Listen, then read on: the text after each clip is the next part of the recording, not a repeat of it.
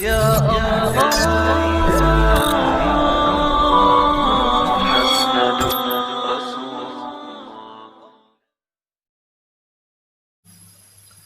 صلی اللہ علیہ وسلم نے فرمایا، مسلم کی روایت ہے، اللہ کے رسول صلی اللہ علیہ وسلم فرماتے ہیں، اور ایک بار سوال کیا، رسول اللہ کا طریقہ تھا آپ سکھاتے لوگوں کو سوالات کر کے، تو ایک دن سوال کیا کہ میری امت کا مفلس کون ہے؟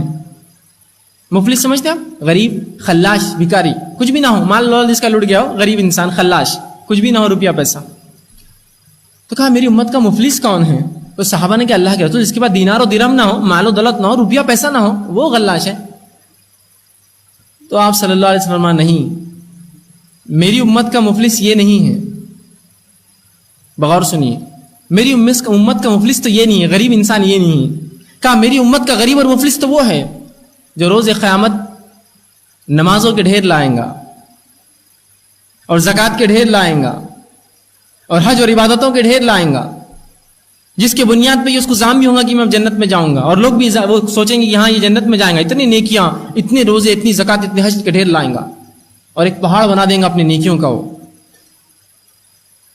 اور اس کے بعد یوں ہوگا، اللہ اپنا فیصلہ سنا دیں گا، اللہ اپنا فیصلہ سنا دیں گا، اللہ اپنے معاملات کا فیصلہ کر دیں گا، نمازیں برابر، روزے برابر، زکوٰۃ برابر، حج برابر، توحید برابر، اللہ نے اپنا کام کر لیا۔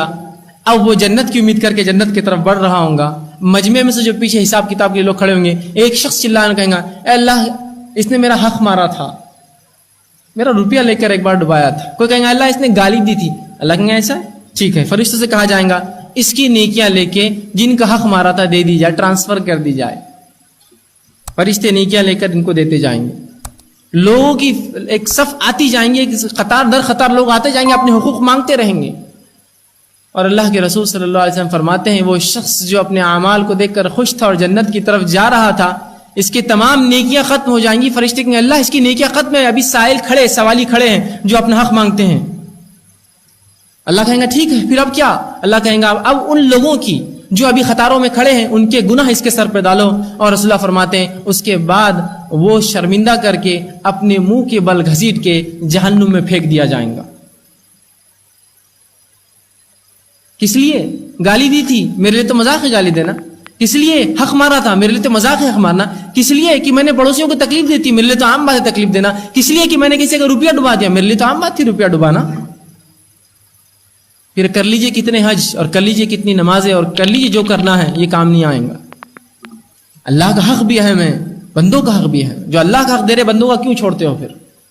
اور جو بندوں کا حق ادا کر رہے تو اللہ کا حق بھی ادا کرو بھائی۔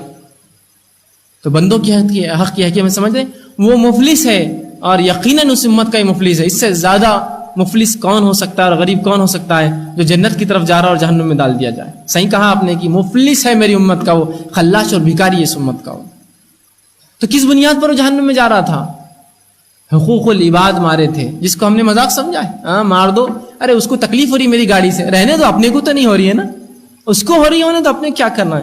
یہ حقوق العباد یاد رکھیے، روز قیامت بہت سخت چیز بنیں گے، بہت سخت چیز۔ آئیے اور ایک مثال سن لیجیے۔ السلام علیکم دوستو، اگر آپ کو ہمارے ویڈیوز پسند آئے تو لائک کریں، شیئر کریں۔ یہ ویڈیو آپ کو کیسی لگی کمنٹ باکس میں ضرور بتائیں، اور مزید ویڈیوز دیکھنے کے لیے ہمارے چینل کو سبسکرائب کریں اور بیل آئیکن کو دبائیں۔ اللہ حافظ۔